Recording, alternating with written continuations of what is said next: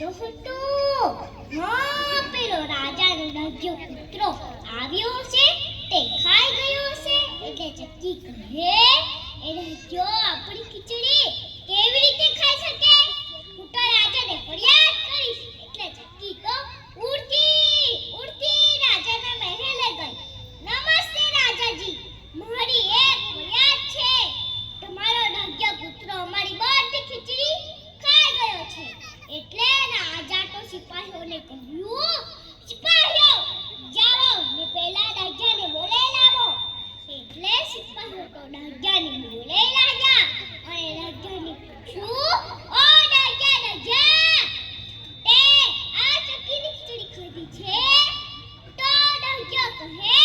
ના રાજાજી ના મેં આ ચક્કીની ખીચડી ખાધી નથી એ તો પેલા ચક્કાએ ખાધી હશે અને મારું નામ લે છે એટલે રાજા તો સિપાહીઓને કહ્યું સિપાહીઓ જાઓ ને પેલા ચક્કાને બોલાવી લાવો એટલે સિપાહીઓ તો ચક્કાને બોલાવી લાવ્યા અને ચક્કાને પૂછ્યું ઓ ચક્કા તે આ ચક્કીની ખીચડી ખાધી છે તો ચક્કા કહે ના રાજાજી ના મેં આ ચક્કીની ખીચડી ખાધી નથી આ વાત સાંભળી રાજા તો વિચારમાં પડી ગયા આ બાજુ તો ઘે પણ નથી ખાધી આ બાજુ ચક્કા પણ નથી ખાધી તો પછી ખીચડી ખાધી કોણ હશે રાજાને એક યુક્તિ સૂઝી એટલે રાજે સિપાહીઓને કહ્યું સિપાહીઓ આ બંનેના પેટ ચીરો જેણે ખાધી હશે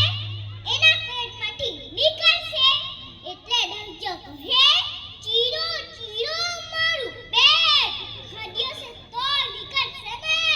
આ વાત સાંભળી ચક્કો તો ધ્રુજવા લાગ્યો અને કહે રાજાજી મને માફ કરો મેં ચક્કીની ખીચડી ખાધી છે આ વાત સાંભળી રાજા તો ખૂબ ખુશ થઈ ગયા અને કહે પોતે ખીચડી ખાઈને બેઠો છે અને મારા દર્દીનું નામ લે છે હમણાં જા ચોખાનો દાણો અને મગનો દાણો લઈ આવ અને સરસ મજાની ખીચડી બનાવ અને ચક્કીને ખવડાવ એટલે ચક્કો તો ઉડતો ગયો અને ચોખાનો દાણો અને મગનો દાણો લઈ આવ્યો અને સરસ મજાની ખીચડી બનાવી અને ચક્કીને ખવડાવી